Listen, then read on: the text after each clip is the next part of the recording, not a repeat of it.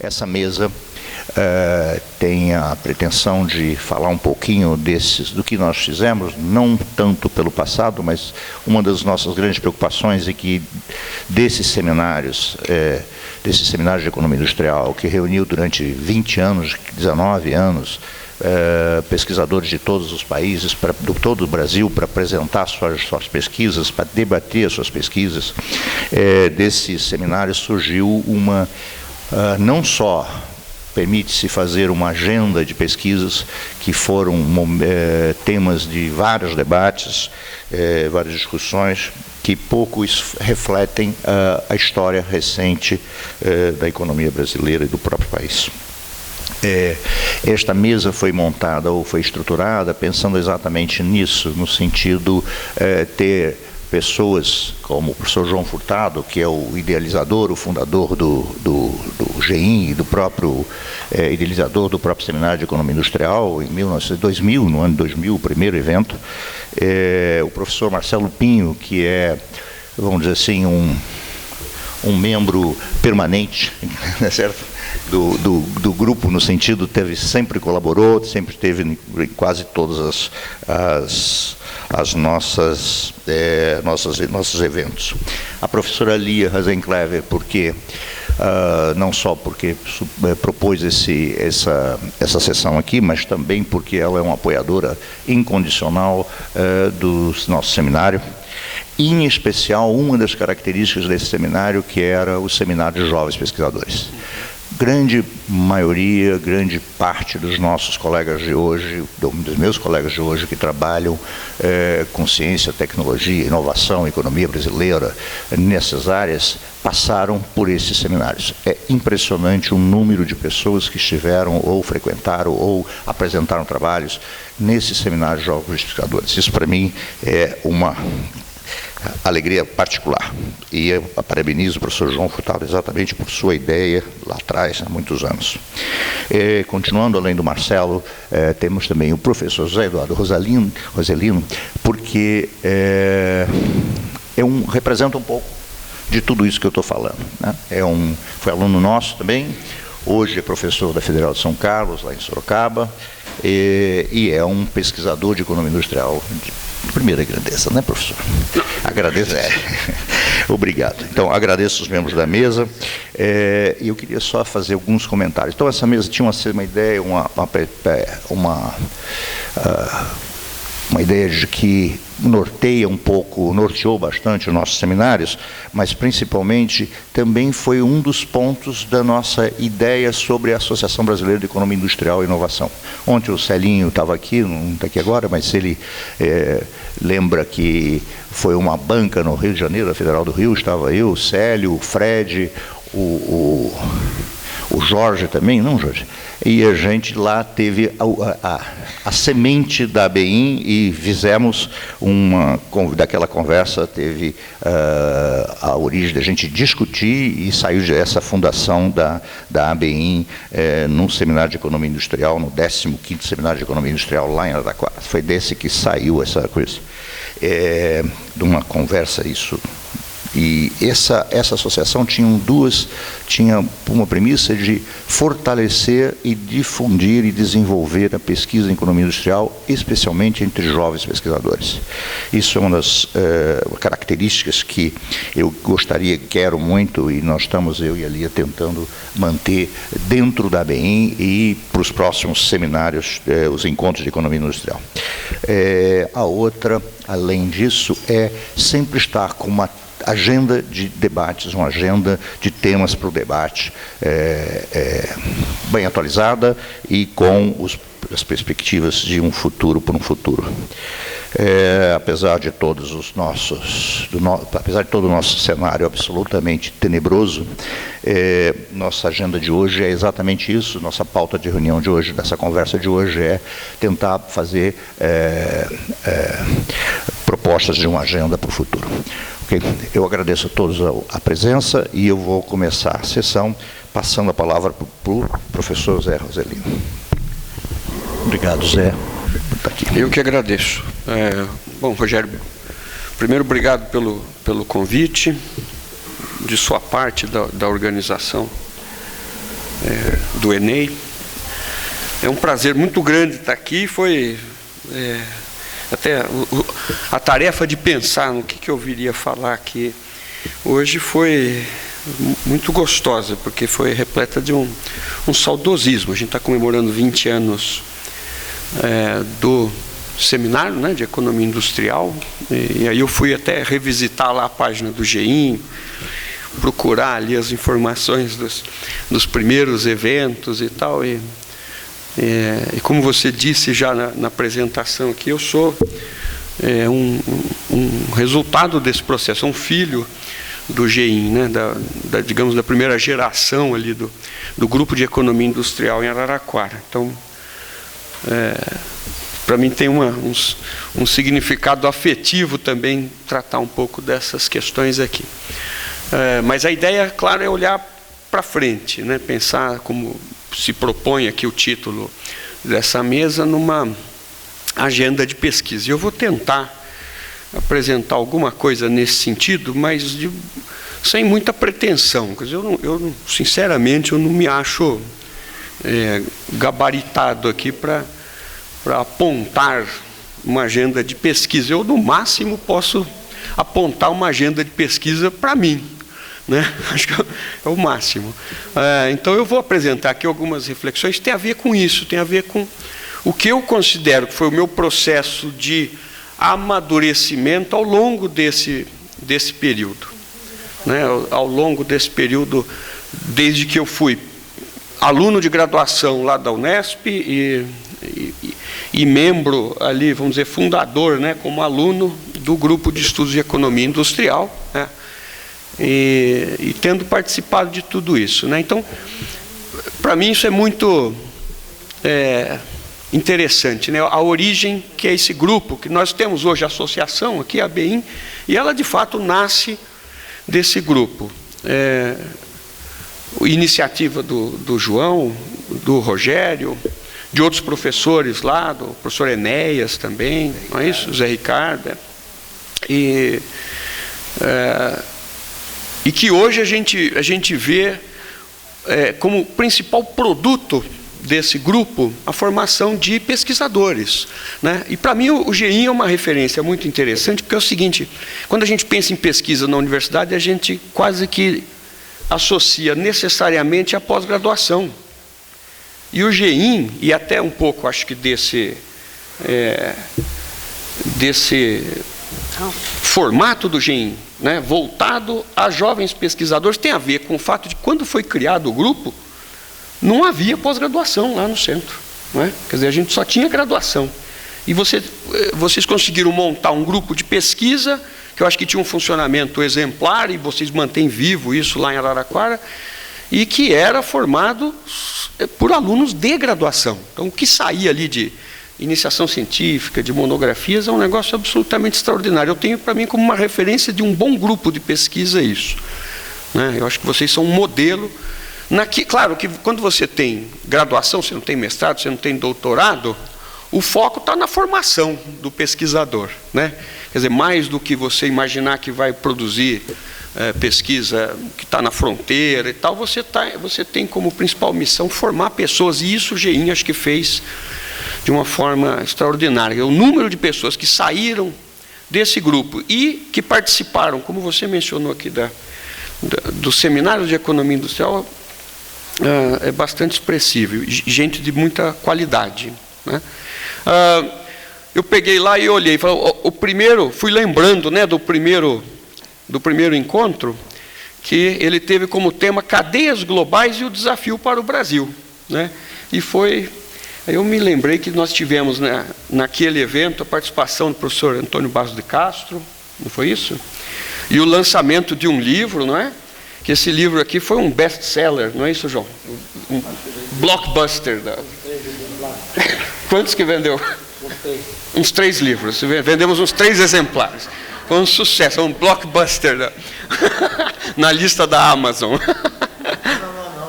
Nós somos antes da Amazon. Nós somos precursores, né? Então, eu tentei pensar na minha própria trajetória como pesquisador desde então. E aí eu vou apresentar aqui alguns apontamentos, né, algumas reflexões que poderiam apontar para uma agenda de pesquisa para mim mesmo e, eventualmente, para os mais novos, para os meus professores, para os doutores aqui. Eu não tenho pretensão nenhuma de indicar nada que se pareça com uma agenda de pesquisa, né? Então, desde os primórdios da nossa formação lá e dos seminários de economia industrial, o tema da política industrial está sempre presente. A gente está estudando indústria, tecnologia, inovação, mas a gente tem sempre uma preocupação, vamos dizer, propositiva, uma preocupação de ser, a partir desses estudos, traçar, né, vamos dizer, formulações ou subsídios para a formulação de política industrial, pensando sempre numa perspectiva de desenvolvimento nacional. A gente começou lá em 2000, o primeiro seminário, né? E ali a gente lamentava o fato de que a política industrial havia perdido espaço no Brasil. A gente ali ansiava pelo retorno da política industrial. A gente, a partir de 2003, a gente passa a viver, né, um certo otimismo, né, um otimismo crítico, é verdade, sempre, mas um certo otimismo com aquilo que a gente entendia que era o retorno, né, do país a um comprometimento com política industrial. E aí nós tivemos uma sequência de governos que propuseram e, de alguma forma, implementaram políticas industriais, da PITSE, da PDP, Brasil Maior, né? E passados esses anos todos, a gente olha para esse otimismo que a gente teve ali e a gente conclui, na verdade, com um certo grau de melancolia, que alguma coisa ali deu errado, né? Ao mesmo tempo que a gente teve o retorno da política industrial, a gente viveu nesse período um aprofundamento da desindustrialização. E isso, eu acho que tem a ver um pouco com o que eu estou chamando aqui de tragédia brasileira, né? Talvez eu tenha exagerado um pouco, tenha ficado meio dramático, mas os tempos atuais estão me deixando assim, né? Então, estou pensando aqui em tentar refletir sobre o momento que a gente vive e, a partir disso, apresentar alguns apontamentos de agenda de pesquisa. Qual que é a nossa tragédia, que é um dos elementos da nossa tragédia? É que, ao mesmo tempo que aqui no Brasil se abandona, né, a partir deste governo que está aí, um projeto de desenvolvimento nacional, o compromisso com algum tipo de política industrial, de ciência, de tecnologia, inovação, me parece que no mundo as coisas caminham em direção exatamente contrária, né? Talvez eu esteja exagerando, falando em novo consenso, mas eu acho que existe alguma coisa na direção disso. Ou seja, o que a gente vê no mundo hoje é exatamente a retomada, e de forma muito explícita, de política industrial, né? Então, aqui se menciona a chamada indústria 4.0, os americanos chamam isso mais de manufatura avançada, né? Isso é uma nova revolução industrial? Eu, sinceramente, acho que não, né? Até porque a revolução industrial não acontece a cada 25 anos. Nós estamos em meio a uma revolução industrial que, no meu entendimento, é a terceira revolução industrial. No meu entendimento, tá certo? Pegar Pérez lá, já está na quinta ou na sexta. Eu acho que nós estamos na terceira revolução industrial. Se a gente pega um texto do professor Luciano Coutinho, o texto que, aliás, inaugura a revista aqui do Estudo de Economia, né, Economia e Sociedade, lá, Terceira Revolução Industrial e Tecnológica, e você pegar os termos que estão ali como sendo as tecnologias que estão no núcleo da terceira revolução industrial, a gente está falando aqui do complexo eletrônico, a gente está falando daquilo que ele está chamando lá em 92 de mecatrônica, de telemática. Telemática é internet, né? Informática associada às telecomunicações. O que é a indústria 4.0, se não a intensificação desse processo da terceira revolução industrial. Então, não temos uma nova revolução industrial em curso, no meu entendimento. Temos um processo de avanço da revolução que já vinha. O que há de novo na indústria 4.0? E há coisas novas. Eu chamo a atenção, sobretudo, para o fato de que a indústria 4.0 é, muito mais que uma nova revolução industrial, o desenvolvimento de projetos nacionais de desenvolvimento industrial. São iniciativas deliberadas, explícitas de política industrial. O próprio termo indústria 4.0 nasce na Alemanha, né, a partir da mobilização do governo e de atores empresariais, de setores acadêmicos e tal, em torno de um projeto de política industrial. Tá? Então, o que há de novo é isso. Enquanto a gente aqui adere a uma pauta mais liberal, que abre mão de políticas industriais, o mundo parece que vai na direção contrária. Até organismos multilaterais, né, como o próprio FMI, agora falando em política industrial e tal. Né. Aqui eu vou fazer, então, esses apontamentos. Eu ponho assim, apontamentos para a agenda de pesquisa. Eu ponho, é pessoal, isso aqui é meu, eu não pretendo. Eu estou fazendo uma autocrítica e talvez refletindo um pouco sobre a minha formação. Quando eu estudei economia, eu passei a me preocupar com indústria, e eu fui seduzido a pensar em desenvolvimento econômico, em política industrial, eu tinha uma ideia de industrialização, né? E essa ideia, eu acho que ela está bem representada por esse trecho que eu aprendi lá em Economia Brasileira, na graduação. Esse trecho célebre da professora, no texto da professora Conceição Tavares, em que ela apresentava para a gente o desafio da industrialização por substituição de importações. Ela dizia, podemos concluir que, nas condições do modelo de substituição de importações, é praticamente impossível que o processo de industrialização se dê da base para o vértice da pirâmide produtiva. Isso é, partindo dos bens de consumo menos elaborados e progredindo lentamente até atingir os bens de capital. E agora eu sublinho, é necessário, para usar uma linguagem figurada, que o edifício seja construído em vários andares simultaneamente, mudando apenas o grau de concentração em cada um deles, de período para período. O que eu quero caracterizar com isso? Eu fui ensinado que desenvolvimento e política industrial devia ter esse foco. O foco de que constituir a indústria significava preencher todas as lacunas da matriz industrial, complementar a matriz industrial, copiar aquilo que era o padrão industrial dos países avançados. Nos anos 90, nós passamos a viver um processo de reestruturação e de modificação da própria morfologia da produção industrial, da forma como se organiza a produção industrial. E aí eu selecionei um trecho que eu acho que está em oposição, em contraste a esse da Conceição do Chenet. Né? E eu gosto muito dessa ideia que está aqui. Nessas condições, um dos atributos ideais do capital, que é também, mais do que nunca, um dos objetivos concretos colocados pelos grupos, é a mobilidade. A recusa a se prender a determinadas modalidades de comprometimento setorial ou geográfico, bem como a capacidade de se soltar, de desinvestir tanto quanto de investir. O que há de diferente aqui? Né?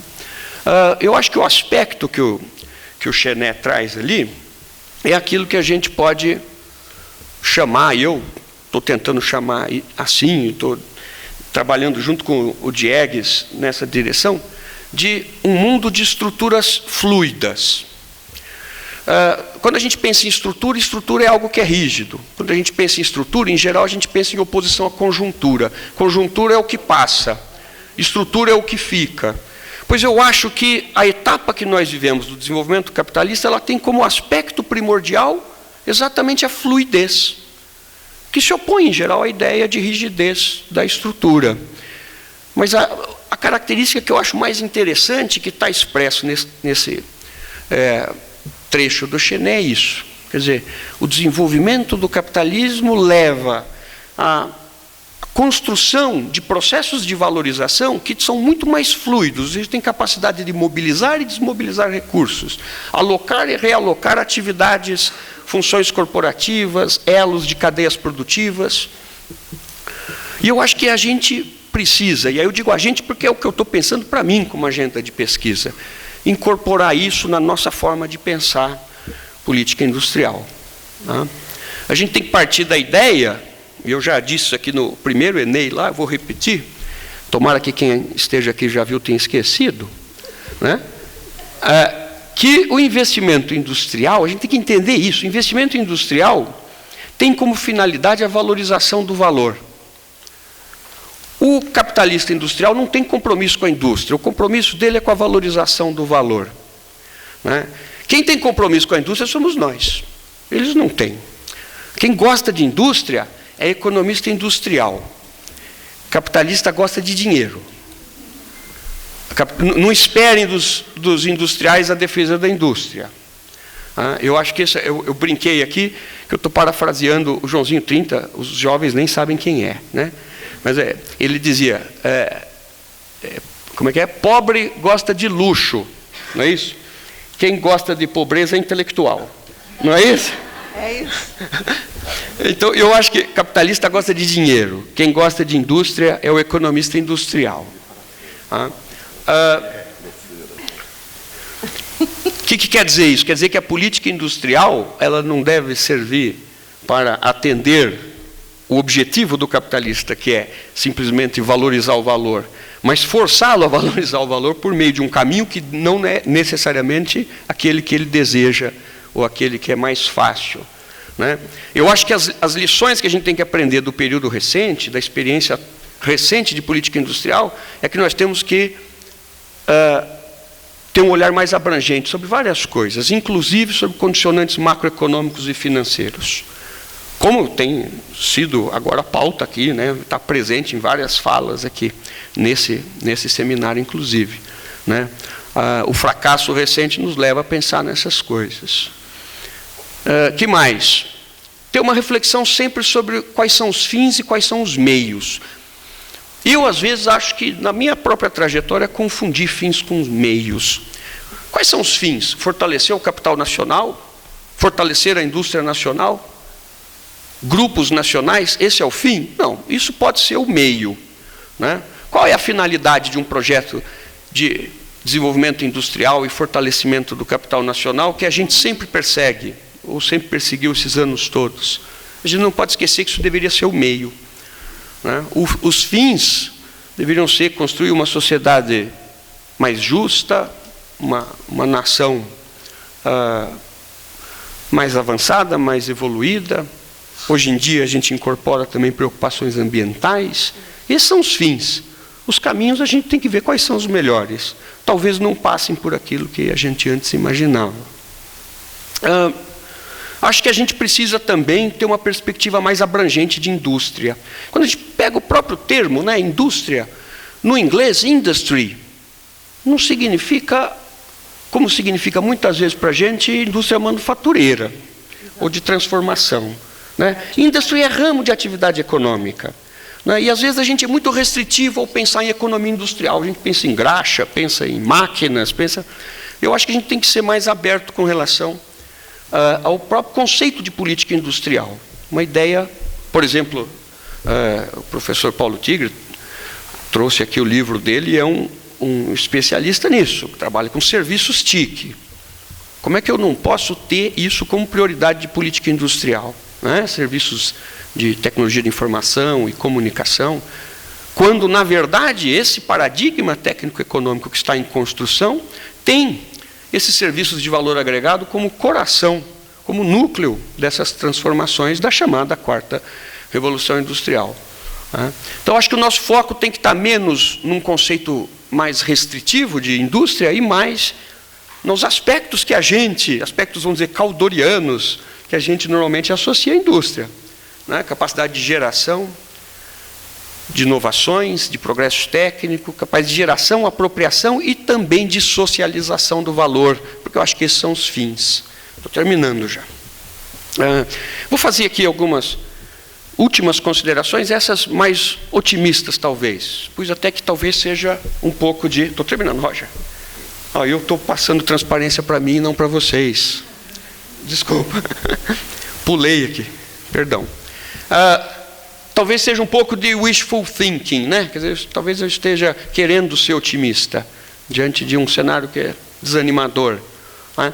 Mas como eu considero que a gente vive num mundo de estruturas cada vez mais fluidas, eu consigo perceber que talvez esse menor grau de enraizamento das estruturas produtivas signifique ameaça, como o da rápida desindustrialização brasileira, mas signifique também um grau maior de reversibilidade. Eu acho que o fenômeno da China e do Brasil são duas faces de uma moeda, são quase que imagens espelhadas, e que refletem essa fluidez. Assim como foi rápido lá o processo de desenvolvimento está sendo, né, de industrialização, de catching up, o nosso desmontar da indústria também foi muito rápido. E eu acho que os dois refletem esse aspecto de fluidez. O nosso foi rápido no sentido do desmonte, porque a nossa estrutura foi montada naquele paradigma da Conceição Tavares. E nessa passagem do paradigma fluido, nós sofremos dramaticamente. Porque a nossa estrutura foi montada no paradigma anterior. Isso foi resultado dos nossos condicionantes internos, uma política unilateral também de abertura, condições macroeconômicas adversas, câmbio alto, juro alto, câmbio baixo e tal.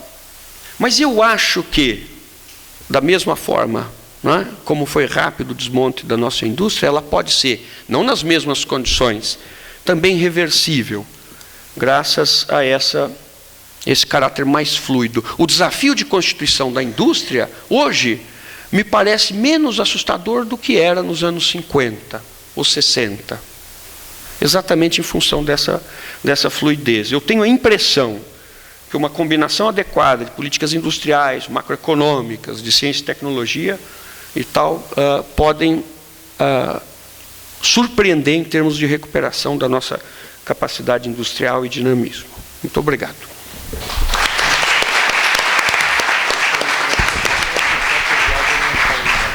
Obrigado, Zé. Eu vou passar a palavra. Se nós tivermos tempos ao final, a gente abre para o debate, ok? Elias ou Marcelo? Marcelo, pode ser? Pode ser.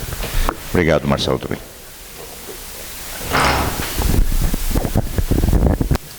Você quer que eu faça? Não, deixa eu. Tem dois slides. Quiser fechar o meu?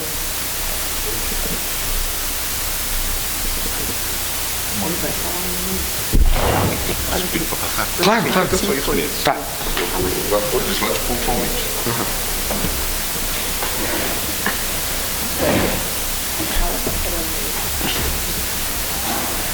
Bom, gente, quase boa tarde. Eu devo começar agradecendo o convite do Rogério para estar presente nessa mesa e agradecer também os organizadores locais aqui na figura do Renato. As razões de satisfação por estar nesta mesa que o José Eduardo salientou, valem todas para mim. E eu vou salientar adicionalmente uma que eu sei que vale para ele também, mas ele não mencionou, a satisfação de estar aqui, né, na casa, aqui, tanto eu quanto ele, fizemos a pós-graduação. Muito contente de poder voltar aqui. Eu fico tentado a tratar de alguns pontos muito instigantes que o Zé mencionou, mas eu vou me ater ao meu script e eu fiz uma coisa diferente, né? Uma das coisas quase invariáveis desses 20 anos de seminário de economia industrial foi a recorrência com que eu burlei os limites de tempo. Eu fiz um esforço para não fazer isso aqui hoje. Eu preparei algo para eu ler, né? Para tentar me ater ao tempo que a gente tem. Bom, mas eu vou falar um pouquinho antes do escopo. O meu escopo vai ser parecido com o escopo do Zé Eduardo. Eu acho que de alguma maneira, a perspectiva, digamos, do que a gente pensou fazer é parecida, olhar para trás, ver o que a gente fez, pensando o que pode fazer para o futuro, mas eu terei, em termos propositivos, uma agenda bem mais restrita do que a que o José Eduardo indicou. Como daqui a pouco a gente vai chegar lá, eu vou tratar de um ponto que me parece que tem desdobramentos muito importantes, tem sido negligenciado nos estudos do nosso campo, do campo da economia industrial do Brasil, mas eu quero desenvolver um pouco esse argumento para a gente chegar lá. Bom, o som não está legal? Não está legal porque está desligado. Acho que agora vai melhorar, né? Ciência e tecnologia. Desculpem. Mas eu acho que deu para escutar, né? Deu para gravar. Bom, meu ponto de partida, então, é essa reflexão um pouco sobre os 20 anos anteriores de seminário de economia industrial. A gente tem um seminário, né, Rogério? Eu posso dizer, a gente tem, porque ele se prolonga, e tivemos uma sessão na segunda-feira em Araraquara que demarcou isso, ele se prolonga, ele continua presente, desde o final do século passado. Né? Tecnicamente, o ano 2000 estava no século passado. Então, embora tenha sido outubro, por escassos 2 meses a gente pode usar essa figura que expande, talvez, retoricamente, a antiguidade desse evento. Mas o seminário passou por muitas mudanças desde a sessão inicial, da edição inicial lá em 2000, até se expandir e originar este encontro do qual vocês participam hoje, né, o Encontro Nacional de Economia Industrial e Inovação. Eu vou enfatizar apenas uma dessas mudanças aqui no argumento que eu vou desenvolver com vocês. O peso cada vez menor de apresentações e trabalhos voltados a dinâmicas competitivas setoriais. Trabalhos com esse escopo foram muito frequentes ao longo da história do seminário e foram se tornando menos frequentes. Bom, eu opino que isso reflete fundamentalmente mudanças na produção acadêmica em economia industrial. Assim como em outros campos da economia e das ciências sociais, a pesquisa e a produção acadêmica também em economia industrial, a pesquisa e a produção acadêmica foram se tornando gradualmente mais vinculadas aos projetos de tese e de dissertações de pós-graduação, de um lado, e foram se tornando mais vinculados também ao imperativo fundamental desse mundo, que é o imperativo da publicação em periódicos acadêmicos. E aqui temos alguns, né, sobretudo os da minha geração, alguns mais jovens, como qualquer pesquisador que já se dedicou a tentativa de estudar dinâmicas competitivas setoriais pode atestar, pode confirmar, esse tipo de análise é inevitavelmente abrangente e dispersivo em termos temáticos. Para dar conta das dinâmicas competitivas setoriais, a gente precisa abranger uma variedade enorme de determinantes e condicionantes.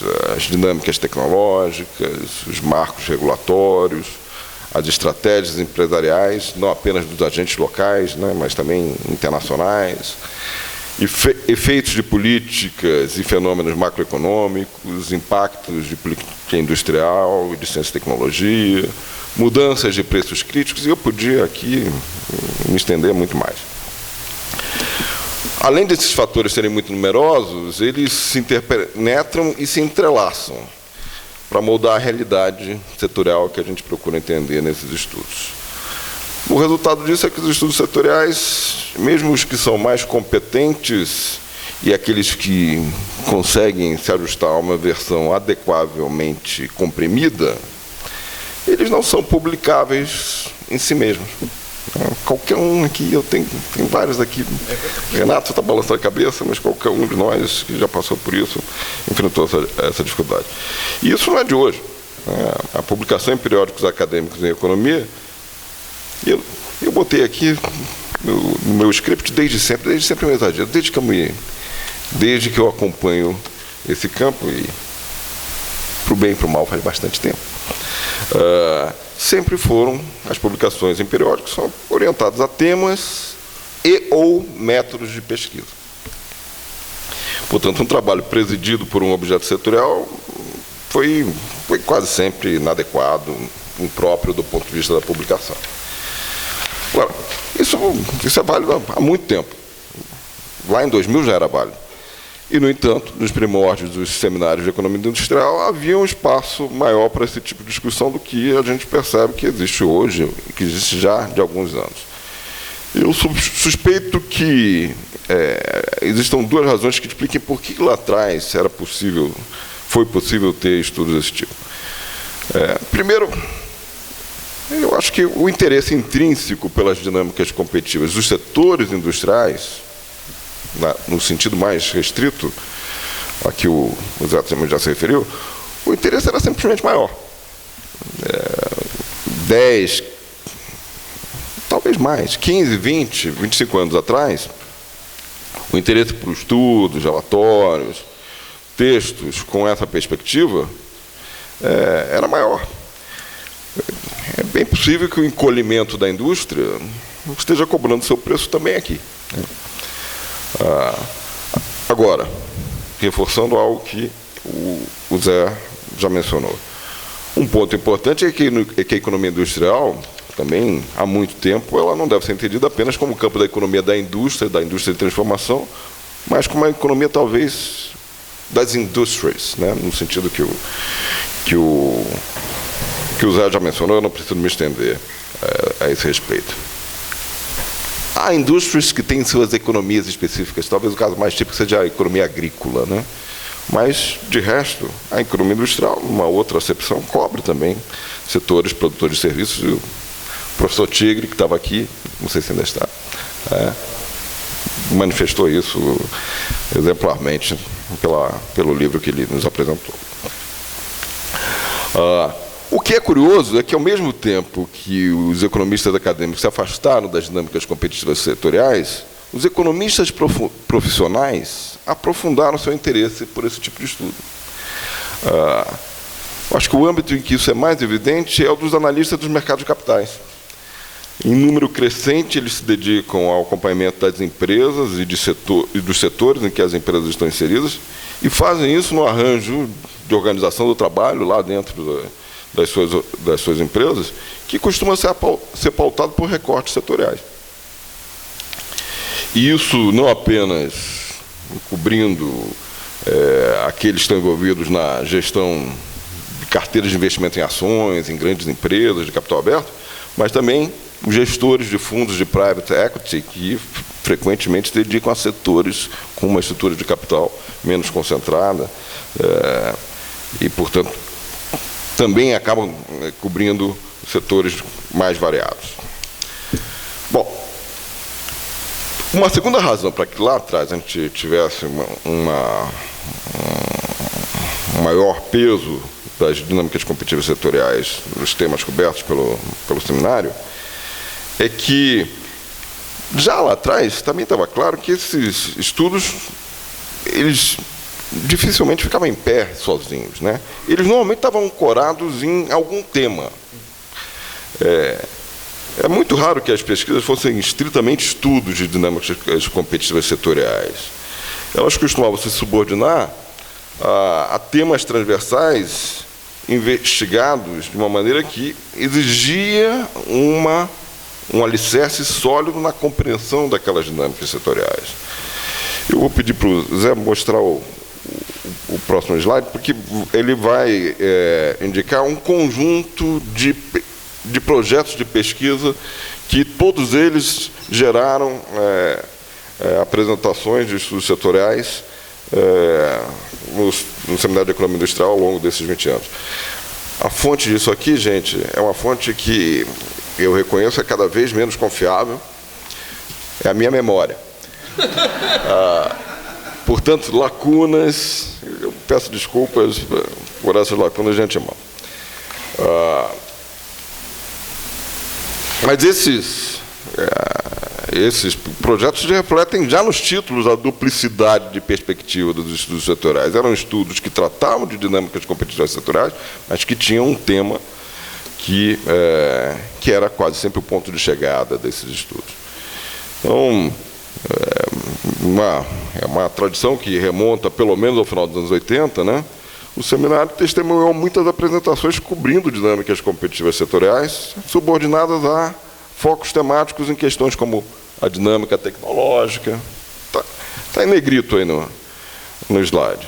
A organização de cadeias de produção que foram se internacionalizando, se tornando, em alguns casos, cadeias globais. A configuração dos planos de investimento, as implicações das mudanças climáticas, da economia de baixo carbono que tem emergido, e com maior frequência do que qualquer um desses temas, a competitividade da indústria.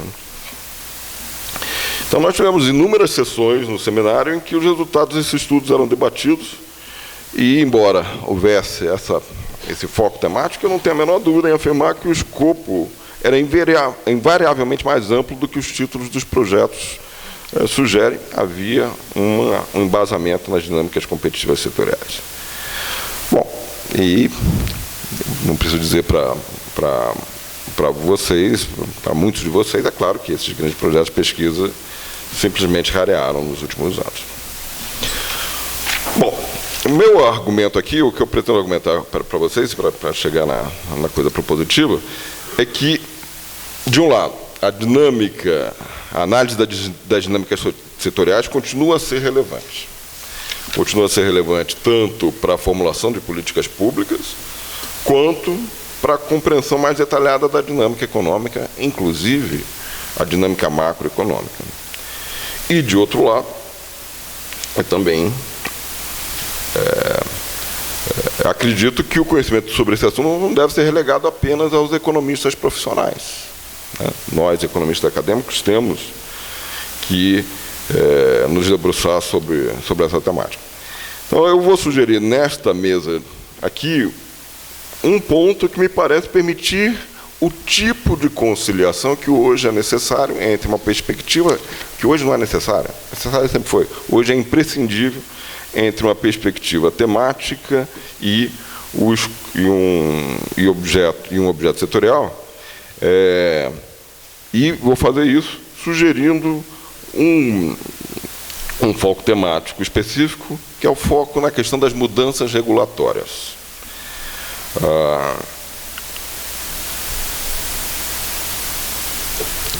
Desde pelo menos os anos 90, né, se a gente fosse até o caso brasileiro, se for internacionalmente é anterior, os anos 80, as políticas neoliberais no campo da indústria têm se organizado em torno de um trinômio, se a gente for simplificar muito: abertura comercial, privatização e desregulamentação. Bom, é também óbvio que a abertura comercial é um tema inesgotável para os economistas industriais, né? É chover no molhado dizer que esse tema, que tem uma conveniência fundamental do ponto de vista teórico, né, porque ele representa uma convergência não só da economia industrial com outros temas, com outros campos importantes da economia internacional, economia de desenvolvimento. Esse tema admite abordagens das mais variadas e é revisitado, melhor dizendo, continuamente.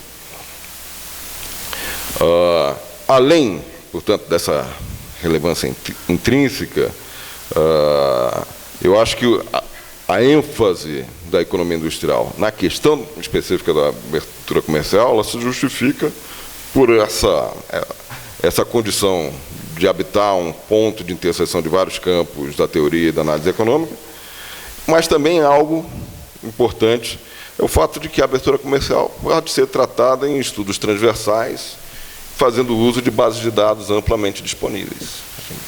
Na hora dos pesquisadores selecionarem seus temas de pesquisa, isso pesa, evidentemente. Os outros dois pontos do trinômio, a privatização e a desregulamentação, são diferentes em vários aspectos. As suas repercussões são necessariamente mais localizadas. Do ponto de vista teórico, embora também inspirem abordagens teóricas importantes, certamente não inspiram campos que têm o mesmo alcance e o mesmo prestígio que a temática da abertura comercial tem na interseção com a economia de desenvolvimento e a economia internacional, sobretudo com as questões de comércio internacional.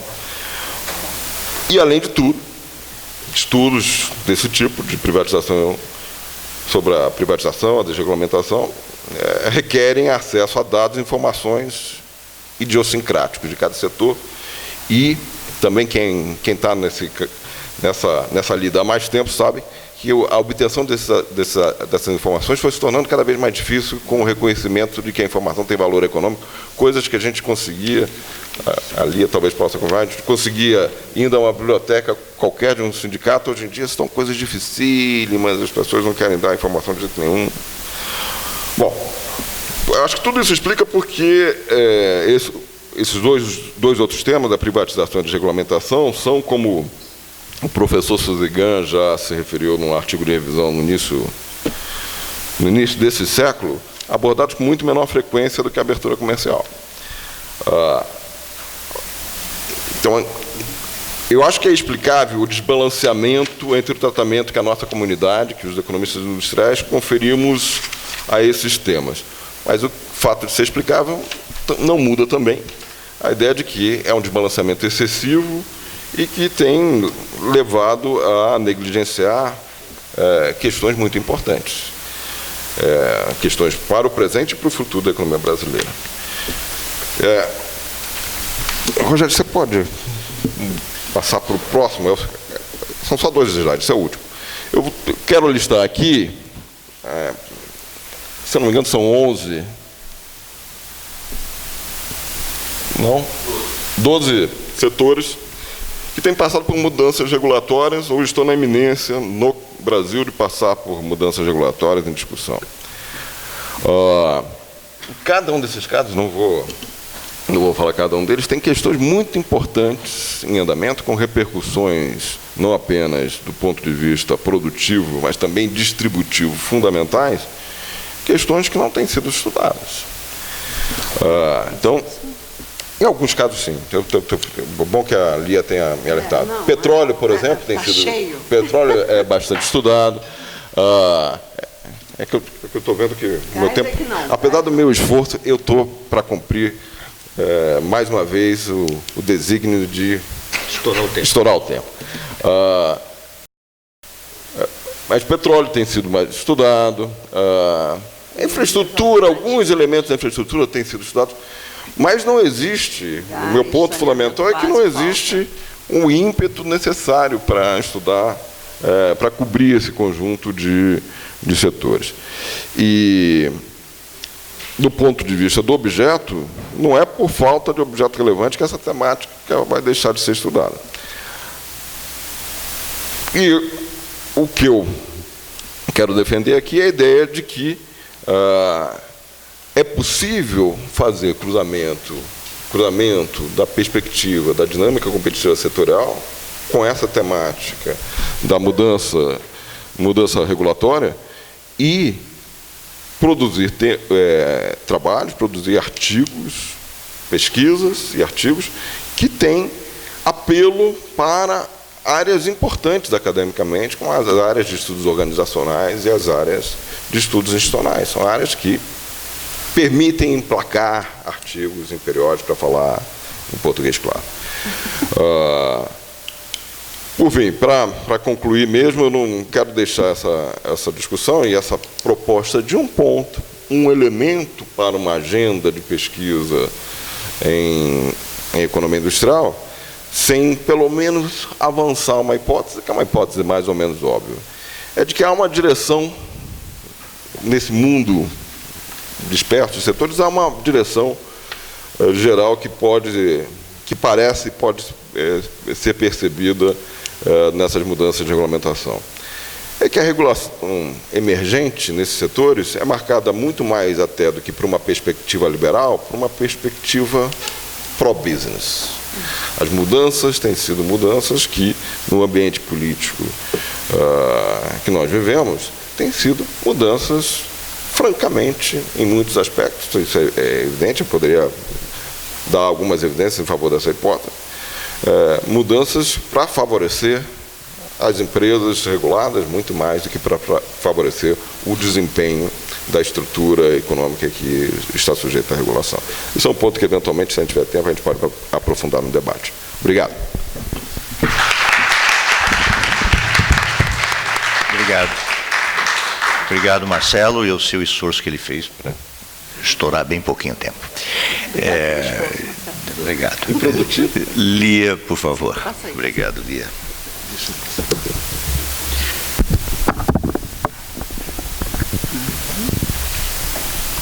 Bom, me sinto também muito honrada de fazer parte dessa mesa, que é o criador da nossa associação, a ABIN, que é o Grupo de Economia Industrial, né? Ainda que eu não seja de Araraquara, nem tenha participado da criação, eu sempre fui incluída nesse grupo, né? Mais particularmente a partir do lançamento do livro de Economia Industrial, mas um pouco antes, em função de uma avaliação do MEC que eu fiz na Faculdade de Araraquara, né? Universidade de Araraquara, Unesp Araraquara, se eu não me engano, 88. Não lembro exatamente a data, mas deve ter sido 98. Então, exatamente, 98, antes do livro. 98. E depois de 2002 em diante, participamos sempre da iniciativa do grupo UGEIM, né? E tentamos influenciar a vinda de estudantes da UFRJ para esse encontro, uma coisa bem sucedida, né? Temos a Júlia Paranhos aqui, que desde sempre acompanhou, mas também o Ricardo Torres, né? Foi ex-aluno da UFRJ e acompanhou. E, assim, é uma coisa interessante, né? O Instituto de Economia Industrial ele foi criado para fortalecer o campo dos estudos industriais, né? E, por incrível que pareça, Araraquara era o lugar onde nós estávamos incentivando o criador de economistas industriais. Então, eu acho que foi uma junção feliz, né? E eu fico contente de estar aqui, agradeço a todos da mesa, tanto os fundadores, João Furtado, continuador, Rogério, e os membros participantes e agora atualmente já pesquisadores sêniores, Roselino e Marcelo, né? Marcelo, em particular, foi o cara que fez logo uma crítica do nosso livro de Economia Industrial, uma crítica positiva. Então, tem também uma coisa forte para mim aqui, estar na mesa com essas pessoas todas. Bom, eu vou falar um pouquinho diferente do GEIM, mas eu estou pensando um pouco, uma análise assim, bem arrastapé, vamos dizer assim, muito rápida, nessa minha participação aqui, muito intensa no Encontro de Economia Industrial, e aí não deu tempo da gente fazer muita coisa, mas que eu pretendo depois escrever, que é essa provocação do Rogério, da gente tentar pensar uma agenda de pesquisa em economia industrial, né? E, de uma certa forma, tanto a fala do Roselino quanto a fala do Marcelo já inspiram alguns questionamentos, né? E, de uma certa forma, dão algumas explicações por que os estudos verificados e olhados lá pelo Marcelo do GEIM vão mudando de temática e problematização, né?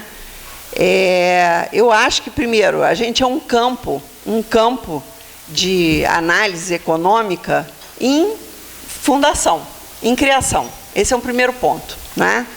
E esse campo de novos estudos dentro de economia, ele tem 3 elementos que eu acho que são fundamentais, que, de alguma forma, a gente pode até recorrer ao Schumpeter por esse tipo de análise que a gente usa, metodologia de análise no nosso campo. O primeiro deles é a ideia de que nós não fazemos análises microeconômicas, nós fazemos análises mesoeconômicas, porque nós relacionamos tanto aspectos institucionais quanto tecnológicos, não é? Nas nossas análises de estudos de dinâmicas industriais e de competitividade que o Marcelo se referiu, não é? Então, esse é um primeiro, vamos dizer assim, particularidade do nosso campo, né? A segunda particularidade é que, logo, né, a gente começou a perceber, quando eu digo, né, o campo começou a perceber, através de seus vários estudos, trabalhos, pesquisas e publicações, que a unidade de análise, né, indústria, agora eu estou me referindo só à indústria como atividade econômica, mantendo a definição que o Roselino colocou, né? O termo indústria, para nós, sempre vai significar qualquer atividade econômica, tá? Um segmento de atividade econômica. Esse é o nossa concepção. Mas nós começamos a perceber que a indústria em si não explicava muito da dinâmica da competitividade industrial. E passamos a ter um olhar mais de cadeias produtivas, né? Ou de interseção e interação entre as várias indústrias e o seu funcionamento, tá? E o terceiro pilar, que eu já falei na abertura lá em Araraquara, nós somos um campo de estudos que é um campo de estudos da economia do real. Aliás, o nosso nascimento, que se deu lá pelos anos 50, não é? Com as insatisfações de alguns autores, como o Bain, por exemplo, mas antes tinham outros também, como Marshall, né? Chamando atenção para aspectos da economia real não tratados pela economia microeconômica tradicional, tá? Nós nascemos assim, nós nascemos com o desejo de entender, né, essa mesoeconomia das cadeias produtivas, né, que se interceptam e se conectam no funcionamento de uma economia como é a capitalista, né? Bom, então, dito isso, nossa especificidade do nosso campo, e dito também que ele é um campo em construção, né? E daí eu digo assim, um campo que já estaria consolidado, nós teríamos muita clareza sobre para onde ir, qual a agenda de pesquisa, quais os problemas principais que a gente deveria estudar, e etc, etc. Como o nosso campo é um campo em aberto, né, talvez o que a gente pudesse pensar como elemento que guia o nosso campo, a gente usar uma definição que o Malherba usou de economia industrial, quando a revista de economia industrial fez uma publicação dos 30 anos da publicação da revista. Então, o Malherba sugeriu uma nova definição, o editor da Industrial and Corporate Change, né, que é outra revista do nosso campo, ele sugeriu que a gente definisse a economia industrial como uma disciplina centrada sobre o estudo não da indústria, da cadeia produtiva ou dos complexos, mas sobre o estudo da mudança e características dessa mudança, um estudo que envolve interdisciplinaridade, história, economia, gerência, gestão, né? Mas também instrumentos quantitativos, e aí que eu lembro do Schumpeter, tá? Que chamou a atenção que economia era isso, né? E com uma característica de interdisciplinaridade muito grande, né? E com uma abertura teórica, ou seja, aberta a uma série de mudanças, né? Tanto na concepção teórica do campo, quanto nas metodologias quantitativas utilizadas para o campo, né? Então, a gente poderia fazer uma breve periodização dessa análise que eu estou colocando para vocês, né? Nos anos 50, então, qual era a tônica dos estudos de economia industrial? E essa tônica é tão forte que a revista de economia industrial, a outra, deixa eu ver qual é a revista que eu esqueci agora, a revista que foi criada em 90, que se chama Industry and Innovation, né? Ela, no início, se chamava Journal of Industry Studies, tá? Entre 93 e 96. E, em 97, ela passou a ser chamada de Revista Industry and Innovation, tá? Então, isso mostra, né, que nos anos 50, qual era a nossa gana, né? Entender a dinâmica das indústrias, tá certo?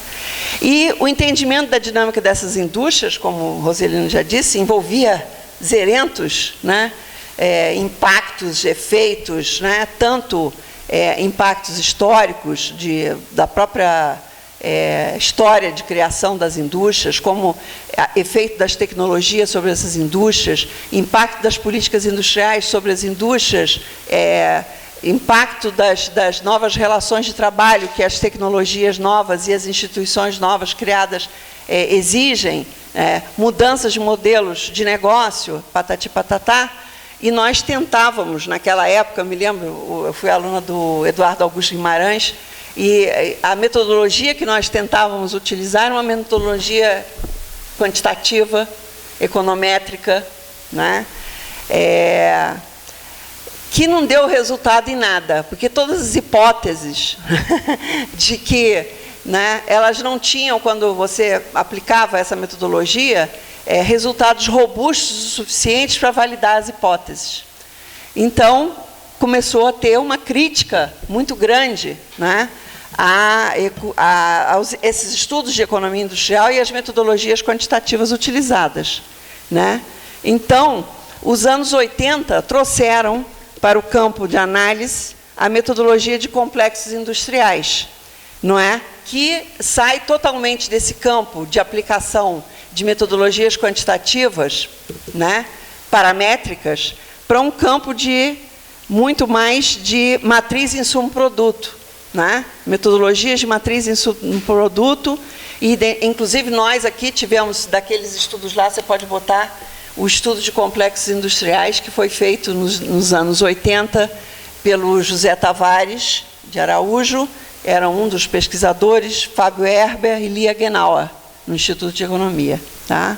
E ali também foi baseada toda a política industrial, né, do período de 86, 85, quando foi criado a ideia de pequenas subseções dentro da política do Ministério da Ciência e Tecnologia,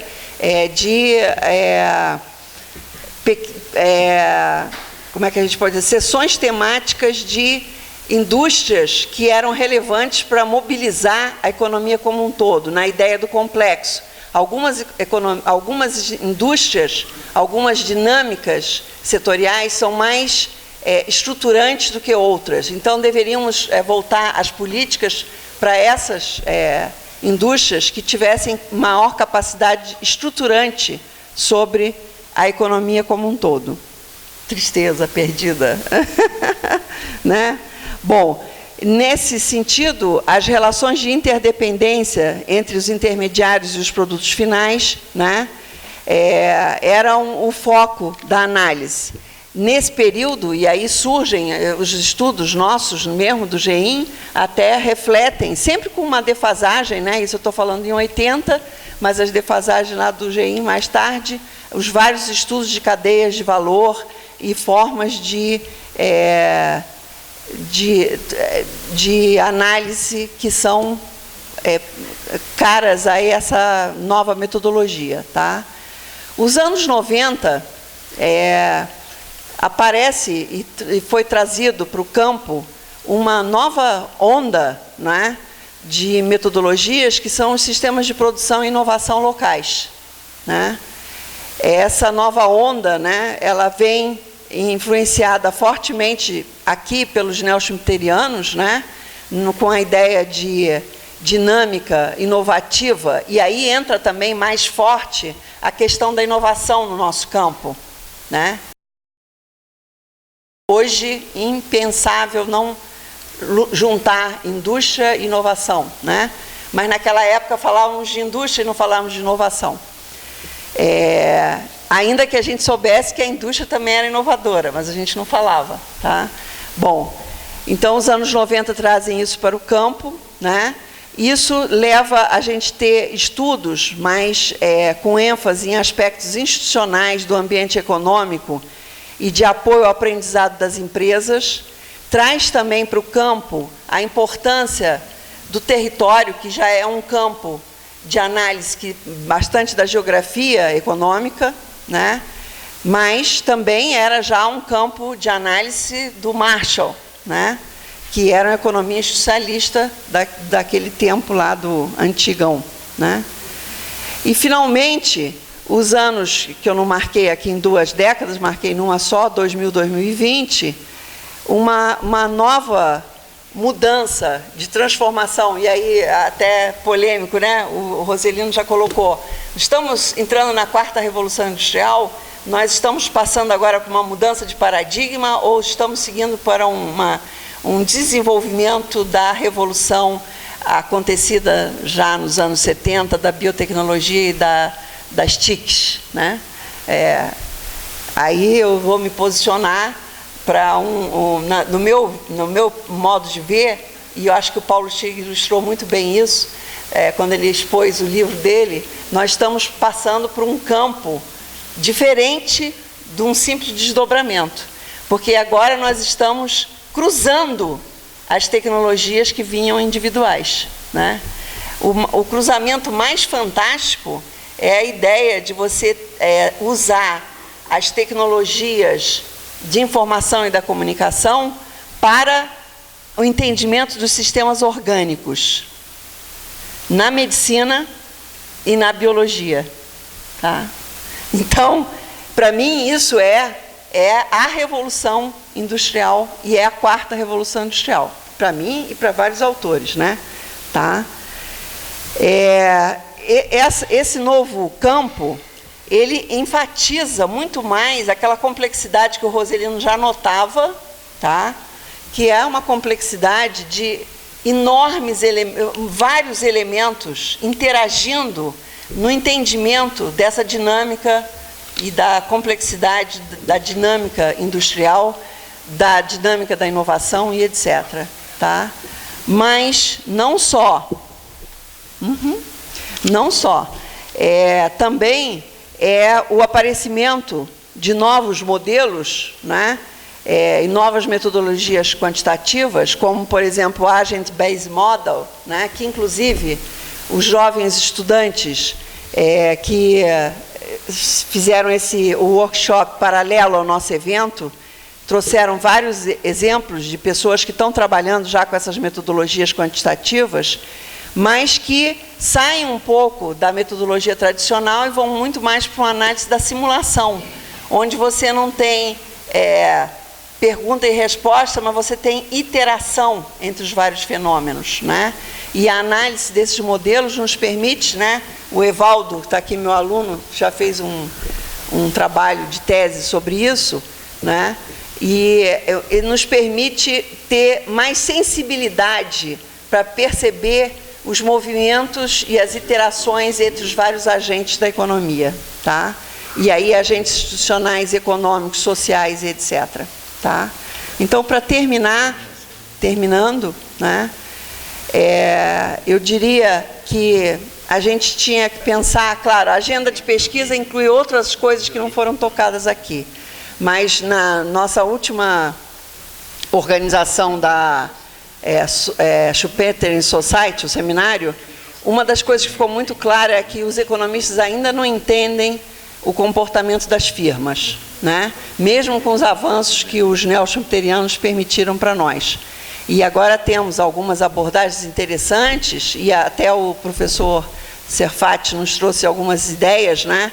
De que esse agente principal do sistema capitalista, ele não é só um agente produtivo, mas ele também é um agente que procura a valorização do capital por outras formas. Então, por aí a gente pode pensar como Lazonic e outros autores, tá? Nós também podemos ter uma agenda de pesquisa importantíssima, e aí o livro do Tiago Cagliari, né, trouxe para a gente essa questão da propriedade intelectual, das novas tecnologias, e como nós estamos sofrendo transformações na concepção do que é uma indústria, o sistema de propriedade intelectual foi fundado em cima do nascimento da indústria. Então, agora nós temos que repensar o sistema de propriedade intelectual em função da migração para o setor de serviços, né? Dentro dessa ideia também surge um estudo que o Correia tem feito alguns trabalhos, que é o estudo das comunalidades, né? Nós estamos caminhando com essa estrutura de redes e etc. para várias comunalidades. Então, estamos pensando que não temos mais só uma bipossibilidade, organização pelo mercado, organização pelas empresas. Nós temos também a possibilidade de organização da sociedade em redes. Tá? Outra questão que a gente pode pensar também é a questão de entender melhor essas redes. E aí, como é que as redes de conhecimento se nutrem, como é que a sociologia da inovação, da geografia, a economia da inovação dos territórios estão pensando essas questões, né? E, finalmente, o último tema de agenda de pesquisa que eu acho que é importantíssimo a gente pensar é a nossa agenda de política industrial e novas formas de governança, né? Porque agora a gente não tem que pensar mais só intervenção do mercado ou falha de mercado. A gente também tem que estudar as falhas de rede. Tá certo? Obrigada, então. Muito bom.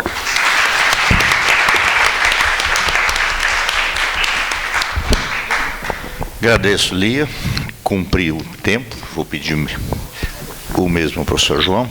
Eu só queria fazer um reparo, porque ainda há pouco o professor Zé Roselino aqui me comentou assim, puxa, tinham vários colaboradores, não só a Lia, Marcelo, mas tinha o Vitor Prochnik, que era outro colega.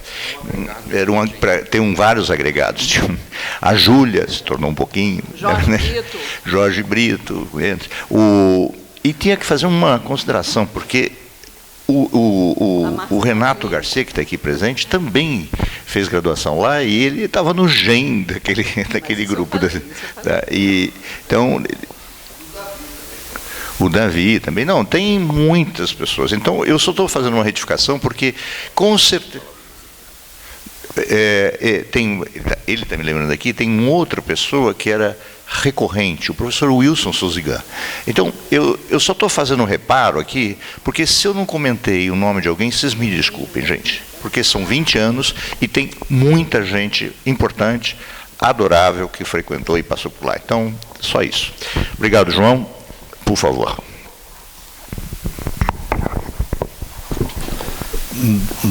Bom dia. Eu vou falar bom dia, né? Que o pessoal está com fome.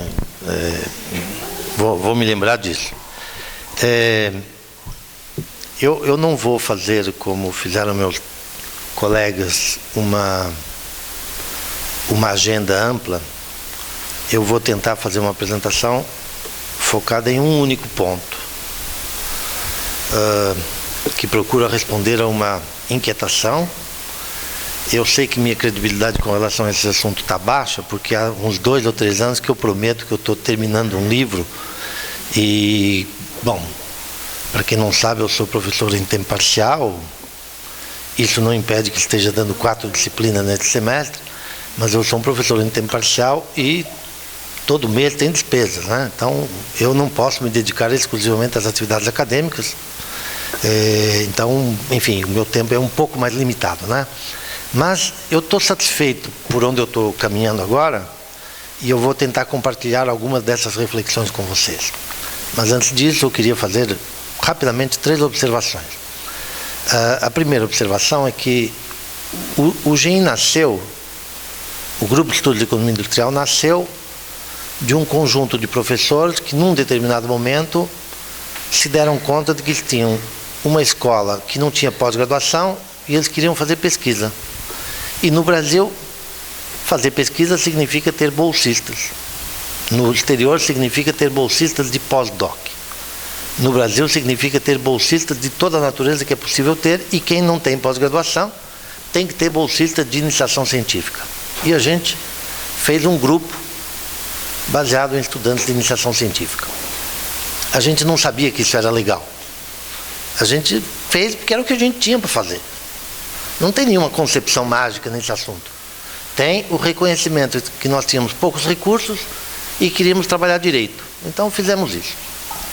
Mas passados muito mais do que 20 anos, porque 20 anos é a formação do grupo, mas do seminário, mas o Renato fez iniciação científica antes disso. Aliás, fez com o currículo emprestado.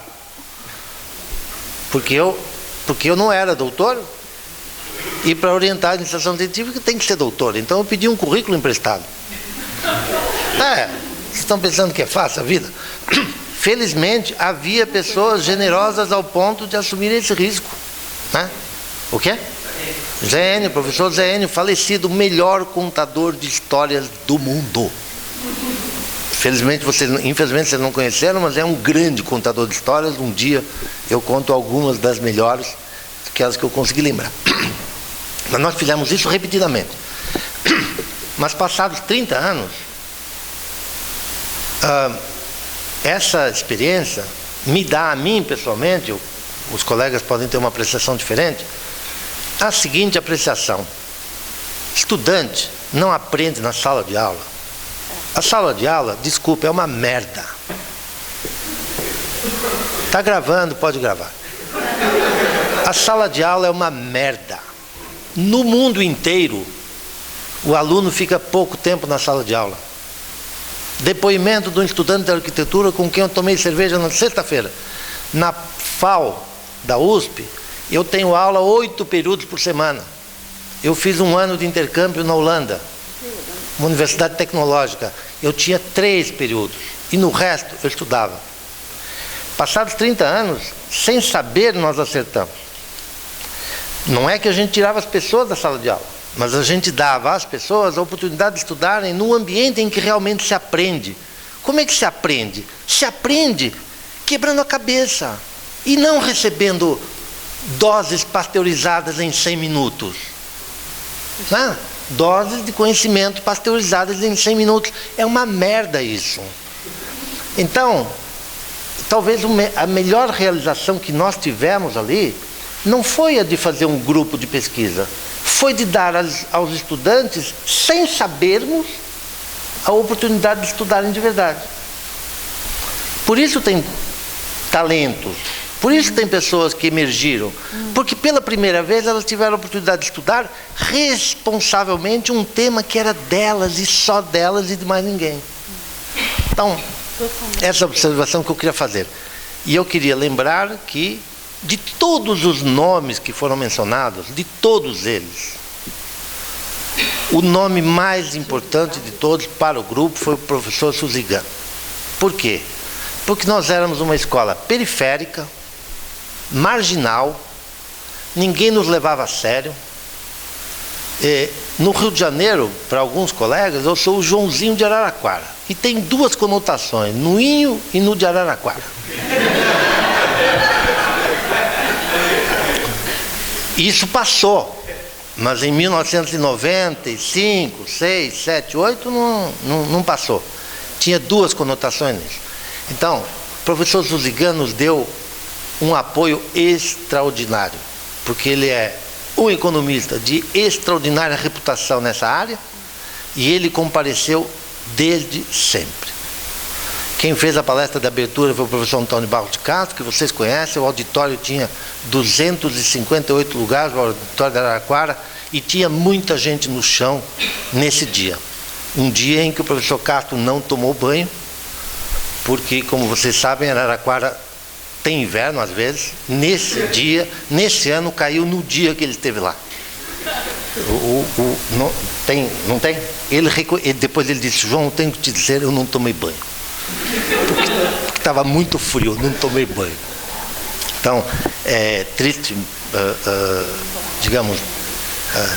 triste lembrança, evidentemente, o professor Castro não está mais entre a gente, mas ele também foi uma figura muito importante. Isso nos deu impulso, isso nos deu ânimo, isso nos permitiu ir adiante e foi muito importante. Eu queria lembrar, sobretudo, o professor Suzigan, né? Muito bem. Eu vou fazer aqui uma jogada de risco, que é tentar comprimir uma apresentação longa em 15 minutos. 10. Eu obedeço. Então eu vou voar. Eu comecei com essa pergunta, e não sei se vocês sabem, mas a figura do lado esquerdo são imigrantes suecos, fugindo da miséria. Imigrantes suecos fugindo da miséria. Eu queria tratar 3 pontos. Tá ruim, Marcelo, para você? Mas eu vou tratá-los a partir de outra perspectiva, né? A trajetória industrial brasileira numa perspectiva longa, causas e consequências do atraso industrial e tecnológico e a questão da inovação e do desenvolvimento, né?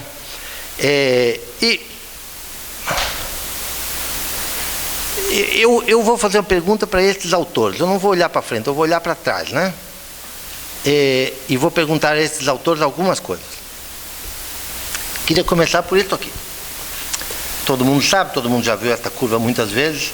Eu a fiz de forma estilizada, mas eu tenho uma relação entre o PIB per capita no eixo X e a indústria, a participação da indústria no Y, e países muito pobres têm pouca indústria e pouco PIB per capita, e eles vão enriquecendo. Como é que eles vão enriquecendo? Há várias hipóteses.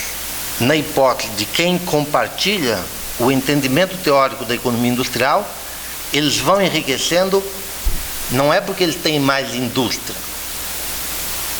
é porque a indústria cumpre o seu papel. Não basta ter mais indústria, a indústria cumpre o seu papel. E qual é o papel da indústria? O papel da indústria é modernizar as atividades econômicas. Esse é o papel da indústria. O papel da indústria é gerar progresso para si própria e para as demais atividades.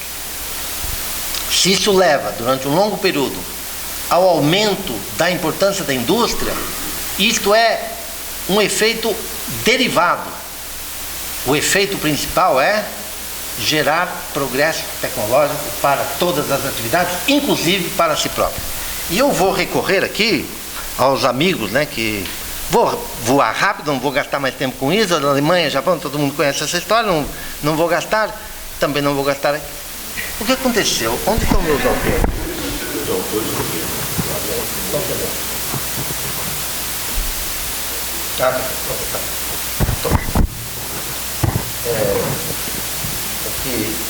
mais 5 minutos, mas o Rogério pediu para... Eu respeitei, não, eu respeito, eu vou bem. Hoje em dia, depois que você aprende a atender contrato, fazendo o que o cliente quer e não o que está na tua cabeça, você também consegue respeitar, né? Muito bem, eu vou passar por esse pedaço da citação do Smith e eu vou direto para a próxima, né? A próxima tem que ver com os efeitos da divisão do trabalho, todo mundo conhece isso.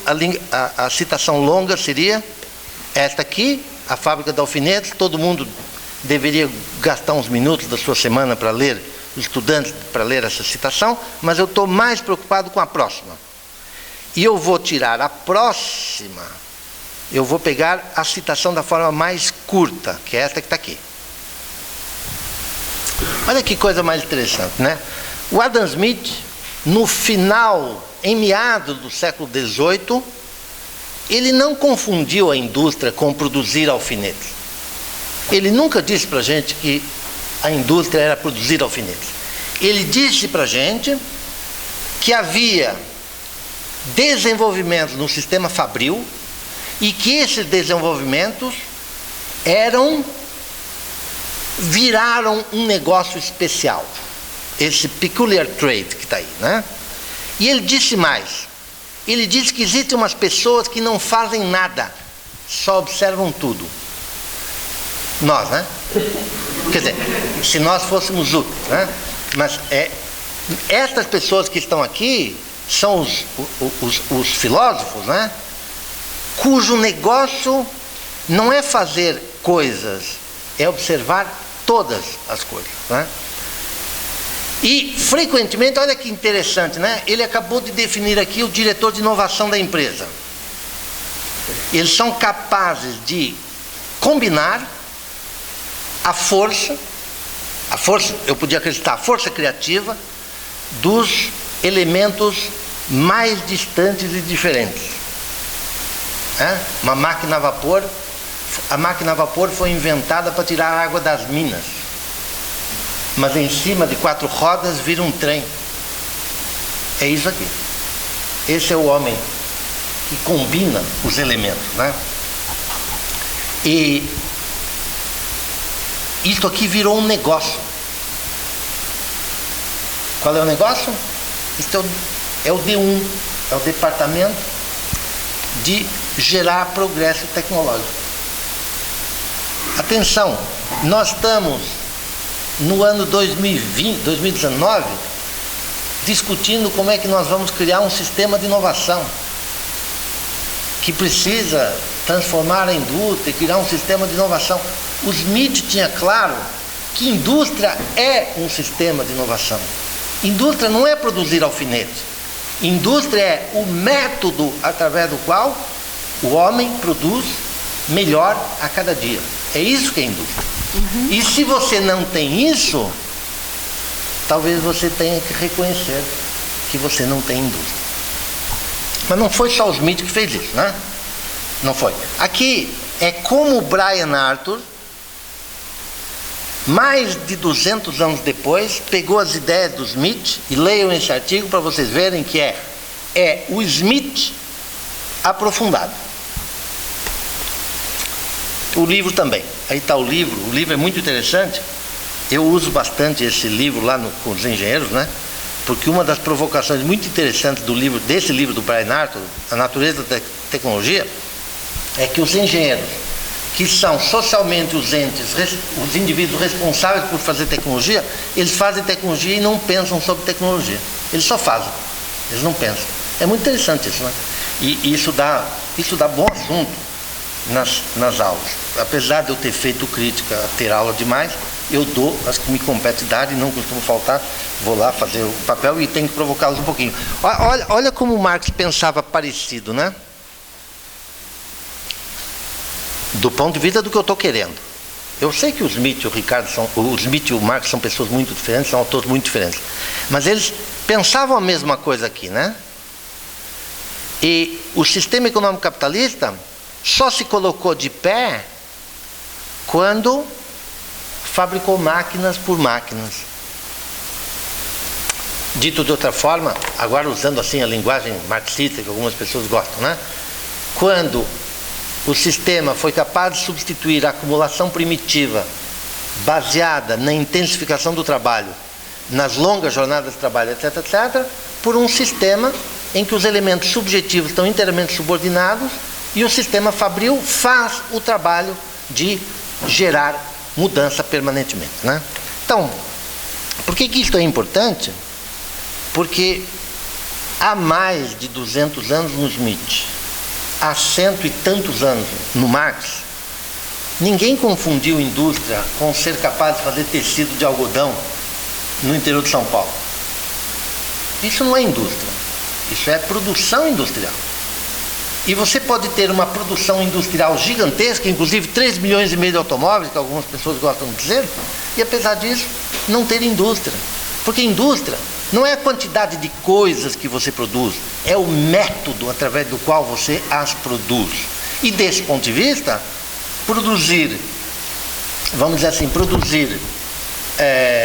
através de métodos industriais, uma agricultura moderna é cumprir as funções da indústria. Cumprir? Não sei se vocês conhecem isso, né? No município de São Paulo tem agricultura. Não sei se vocês sabem disso, né? São Paulo, a cidade de São Paulo, tem 1.500 km², 1.550 km². E tem uma colônia de alemães que ainda faz agricultura no município de São Paulo. Como que vocês acham que se parece essa agricultura? Com essa ou com esta? Qual das duas, Sérgio? Com essa aqui. Com essa aqui. Dona Sumico. Dona Sumico é emparelheiro, tem 74 anos de idade e é corcunda. O filho dela já abandonou a atividade rural, o neto também, e ela será a última geração. Dona Sumico é corcunda porque ela colhe agachada, como aquelas pessoas que estão ali, que depois que botarem a caixa no chão, vão colher o que quer que eles estejam colhendo, vão colher. Então, isso é outra coisa. Isto é a indústria produzindo o seu propósito maior, que é gerar progresso econômico prosperidade e, segunda parte, melhoria dos padrões de consumo, de trabalho, de vida, de relações sociais. Então, isso é produtividade agrícola nos Estados Unidos, né? Em algum momento a indústria fez seu papel, não? Tá vendo aqui, não? Um século de estabilidade no indicador de produtividade. E aí apareceu a indústria. A indústria que o Orlando ali estudou nas laranjas no mestrado, certo? Quais eram os 2 fatores da modernização que você colocou nas laranjas? Máquinas e insumos modernos, não foi isso? Está aqui. A partir do momento que você coloca a indústria e a lógica do processo industrial, você faz isso aqui. E agora temos laranja, agora temos milho. Aliás, eu sei que não é muito bom, mas vocês se lembram que a população mundial em 1800 era 1,4 bilhão de pessoas. Passavam fome. 90% delas viviam no campo. Hoje, 3% vivem no campo, são 2 bilhões, multiplicou por 5, o nosso problema é a obesidade. Aqui todo mundo está lutando contra o peso. Não, eu não estou dizendo que vocês são gordos, né?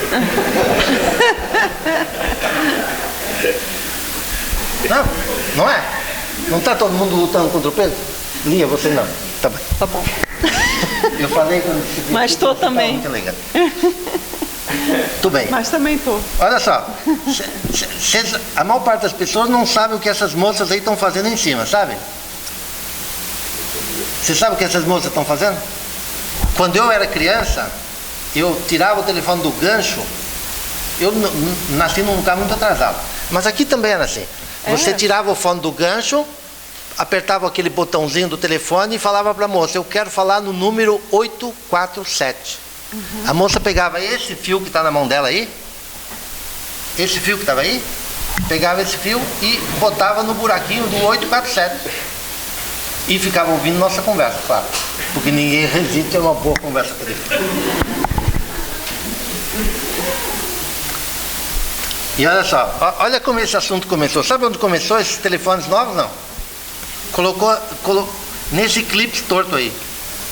Tá vendo esse clipe torto? É a primeira patente. A patente que começou a revolução eletrônica. 1949. Esses 3 caras que estão aí, o que está no microscópio só sentou para fazer trabalho de pesquisa nesse dia para tirar foto.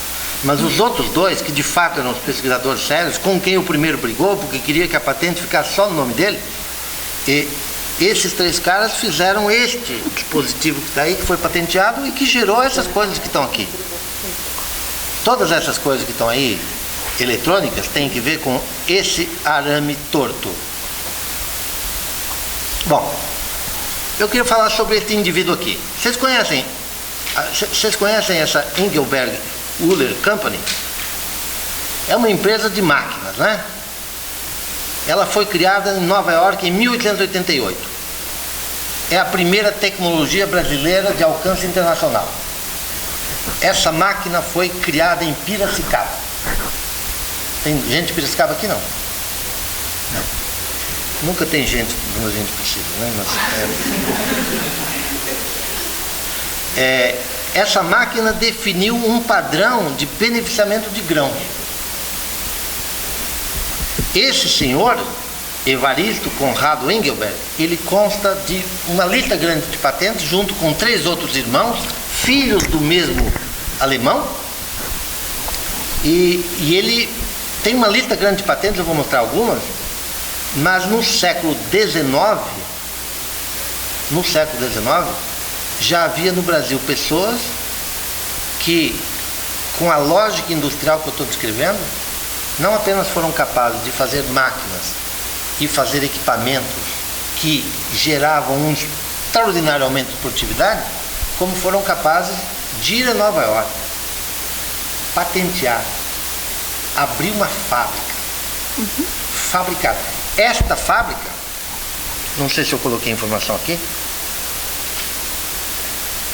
essa fábrica até 1971 ainda tinha o nome de Engelberg. Depois mudou, em 74 mudou, tirou o nome, né? Mas Está aí o Engelberg, né? O mais importante deles, né? Que é este Evaristo Conrado. Ele morreu em 1932. Há vários trabalhos interessantes, recentes, que usaram inventários em Campinas, em Ribeirão Preto, inventários de pessoas importantes que faleceram. Você vai lá no inventário e você descobre o que a pessoa fazia, o que ela tinha, etc. Eu estou vendo se não tem ninguém de Piracicaba querendo fazer o inventário do Engelberg, né?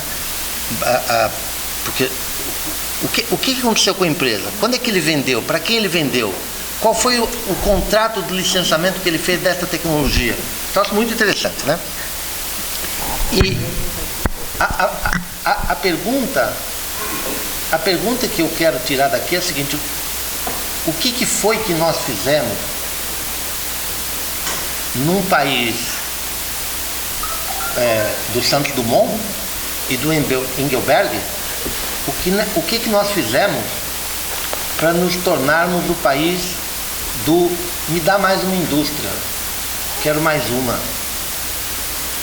e não o país do como é que eu faço para produzir melhor, ser mais competitivo, conquistar mais mercado. Onde foi que aconteceu a divisa, né? Onde foi que nós nos perdemos, né?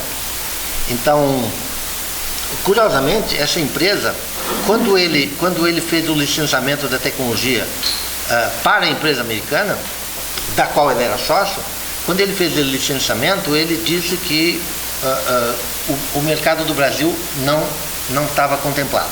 Vocês podem vender máquinas para quem vocês quiserem, mas não no Brasil. No Brasil, a empresa brasileira vai produzir e comercializar. Ele nunca chegou a fabricar essa máquina, particularmente, ele nunca chegou a fabricar, e a partir dos anos 20 passou a importá-las dos Estados Unidos. Então, deve ter tem a lista aqui, ó, aqui o anúncio da máquina. Fazia não apenas café, veja que coisa interessante, né? Beneficiava café e arroz. Olha a lista de patentes ali do lado esquerdo, olha quantas tem. Quase uma dezena, né? Numa época em que se patenteava pouco. Esse cara patenteou uma dezena de patentes no Brasil e no exterior. Então,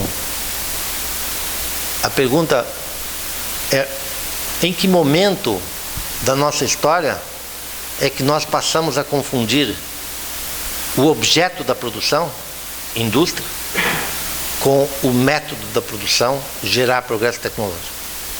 Então, essa é a minha agenda. Estou tentando escrever umas coisas sobre isso. Quem sabe nos próximos 20 anos eu termino. Obrigado.